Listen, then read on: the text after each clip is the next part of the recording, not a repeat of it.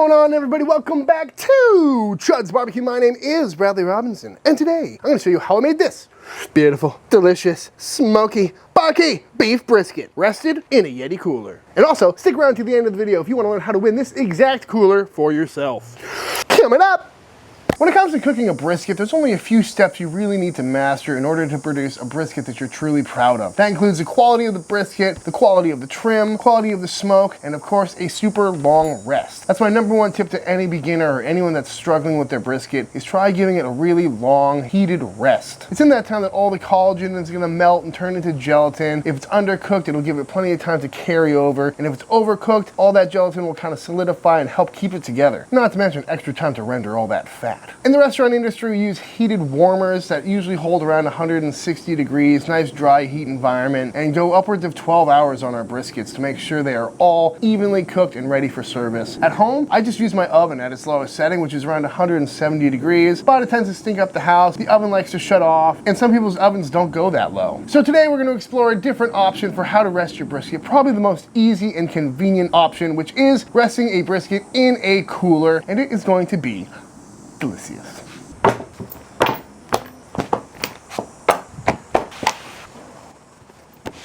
This is a brisket. This is a 14-pound USDA prime brisket that I picked up at my local grocery store. And first thing we're gonna do is trim it up, starting with this decal fat on the back. Pretty big one on this particular brisket. You can hear it. It wants to come out. A little bit of a membrane in there. Just follow it with just the tip. Boom, there we go. Well, we're back here. We'll take down this hump so it sits flat. Remove some of this silver skin and extra fat on the back. Just try and make it look a little bit more pretty, a little more aerodynamic. Then on this side, we got this ugly seam, this cooked meat, really scraggly. So we're just gonna take that down as well.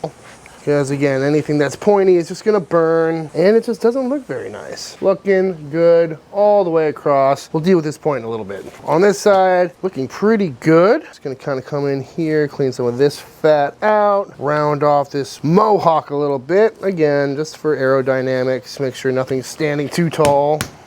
Take down this fat cap as much as we like. Scalp the shit out of it. Whoops. That's all right. Anytime I cook a brisket, I go through how to trim it. So if you want to see a little more detail on that, you can check those videos out. Well, that is looking pretty good to me. Chud scrape, except for right there. Yeah, scalping your brisket like that, it's kind of more of a pride point than anything actually to do with cooking. All right, now to give this thing some final overall shape. Make sure everything's sitting flat, come through.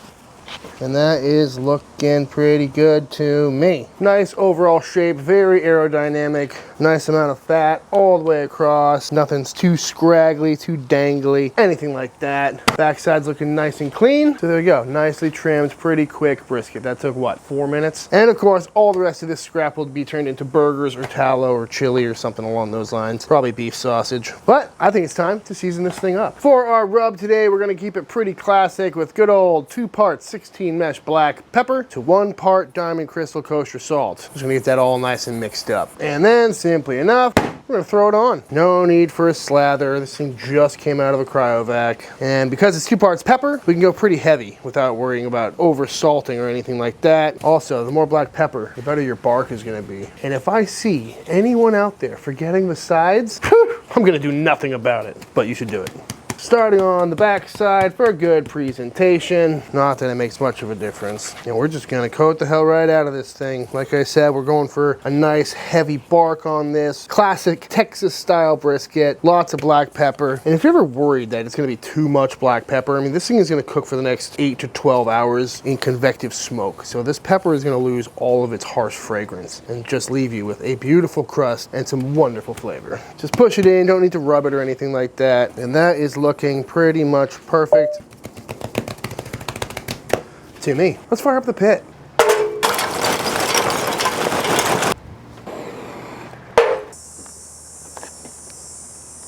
Oh, there's a snake in my boot.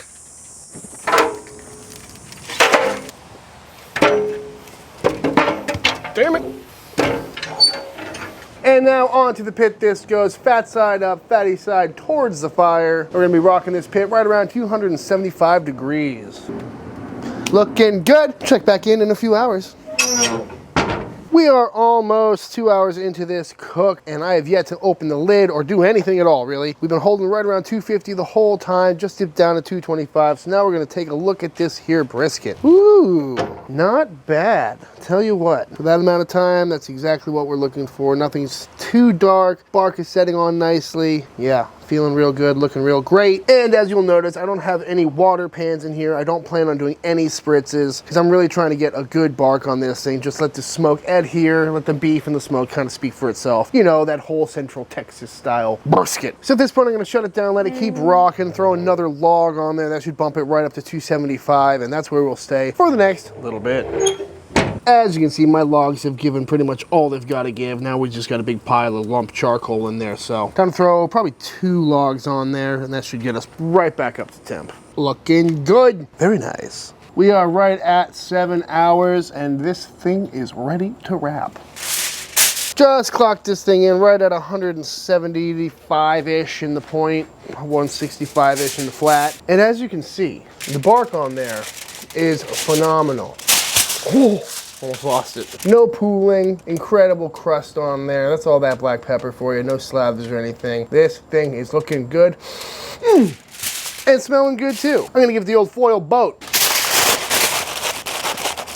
And there we have it. A beautifully boated brisket. I'm gonna protect this lean side and that point a little bit. Make sure everything kind of sits down properly. Nothing gets too crusty, but again, that bark on there is looking phenomenal. And you can tell we've already got some really nice rendering going on. So, back on the pit this goes in its boat for probably another few hours until we hit an internal temp of 200-ish.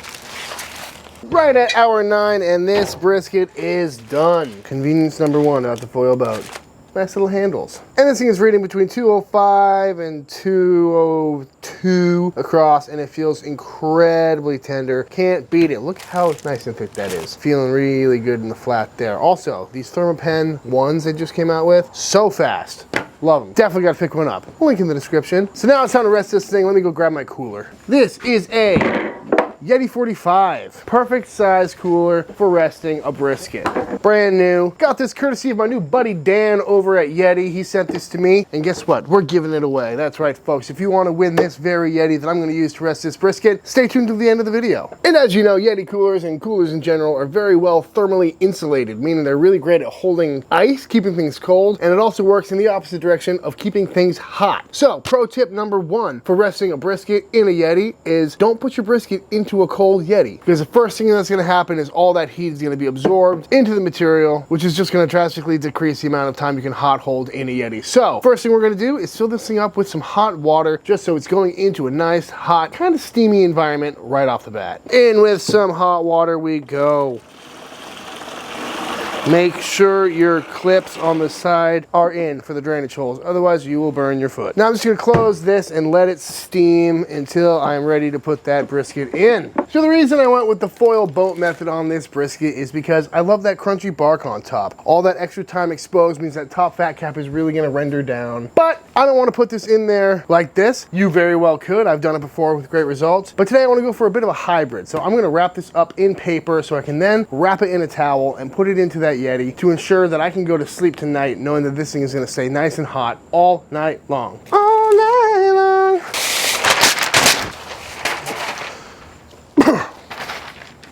First things first, I'm just gonna take a little bit of the juice from in this foil boat and I'm gonna spread it around, and that's just gonna help the paper behave a little bit better, make sure we get a really nice tight wrap on there. And you know, a little beef tallow never hurt anything. Another great benefit of the foil boat, it collects all your tallow for you. On we go. This is feeling real nice. While we're at it, we're gonna take the rest of these juices and just pour them all over the place. Simple wrap, over once, to the sides, hit the old karate chop, works like a charm. And again, we just want this to be as tight as possible. If it's looking a little askew, you can give it a little foldy fold in like that. And then over once, whee! Pull it back, again, tuck everything in. Make sure everything's nice and snug. Fold this in for a nice clean presentation. And the final fold, perfectly wrapped paper brisket. And again, this is still at 200 plus degrees, so no need to rest it down to any specific temperature because we want as much heat in this Yeti as possible so it lasts a long time. It's at this time I'm also going to wrap it in a towel just for a little more insulation and to make sure that any excess water or moisture doesn't leak out, get the cooler all dirty, soften the paper, all that good stuff. So I highly recommend going with an older towel that you've got, maybe a nice Little Mermaid towel, because she looks like she needs some brisket in her life. Just gonna wrap it up nice and tight. Perfect little package. I just dumped out all the water in this Yeti and it's still steamy hot in there, which is a perfect sign. So in we go with our toasty hot brisket, shut it down, lock it in place, and we're gonna come back tomorrow and see how this thing came out. It is the next morning. It has been 22 hours since we first put this thing on the pit. Let's see how it looks. Ooh, still a bit steamy in here. Still feeling nice and warm. Right at 140 degrees. Beautiful. Lovely looking brisket, feeling nice and tender. Oh yeah, feeling real nice. And this thing is totally ready to go right now, but I got a guy coming to pick up a smoker in about 20 minutes. So what I'm gonna do is hit this with a little bit of beef tallow for good measure. Oops. That's just gonna help with presentation, make sure everything is nice and fatty, nice and juicy. And I'm gonna wrap this back up.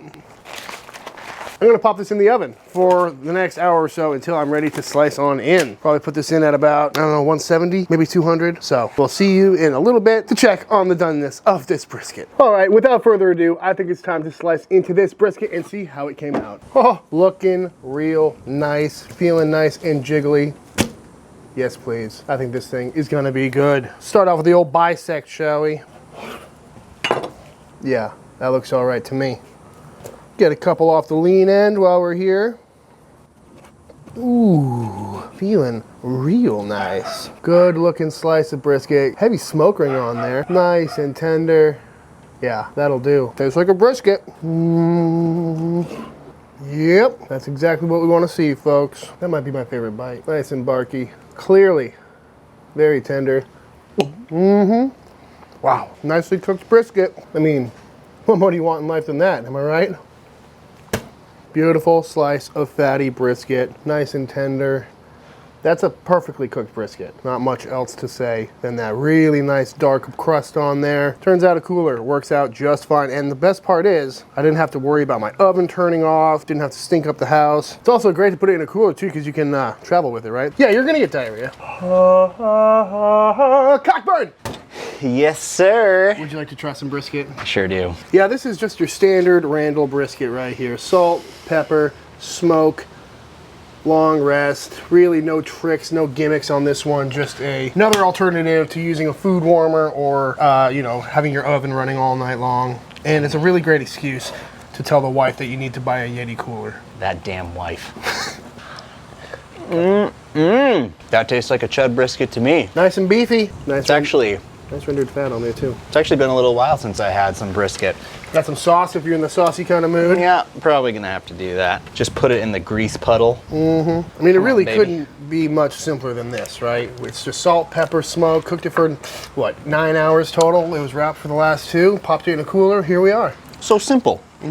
Let's try some lean here. Gold standard brisket right there. That's the problem I have with a lot of brisket these days, is while it's all good, I'll have like a couple of bites of it, and I'm like, just weighed down. I don't know, after a few bites of it, it's just so rich that it's like, you know, it's not a meal for me. It's like a couple of pieces of candy, you know? Exactly. I know about you and your candy.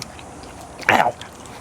Is it noticeably different than the normal, the oven rest? Honestly, no. The only thing I'm noticing is the lean is a little tighter, but that might just be because of the brisket, it might be because of the cook, it might be because of all the Miller Lite, but... Yeah, I guess like maybe it's slightly drier. I think the long heated rest is a guarantee, where this one's kind of a little bit more risky. You know, in a pinch, I'm definitely gonna lean on this trick. All right, y'all, and that is it. That is how to rest a brisket in a Yeti cooler. This is a super great technique. I'm actually pretty surprised it held for that long without dipping into the danger zone. Is it the best way to rest a brisket? Probably not. Again, a warmer or an oven is probably better because it's got that consistent temperature, so less variables. But this is also a fantastic option if it's all you can. But if you enjoyed this video, please let me know by hitting that subscribe button. Drop a comment down below letting me know what you want to see me cook next. Thank you to all the existing Patreon members. Without y'all, I couldn't make these videos. And until the next time I see you, please go cook something outside. Peace!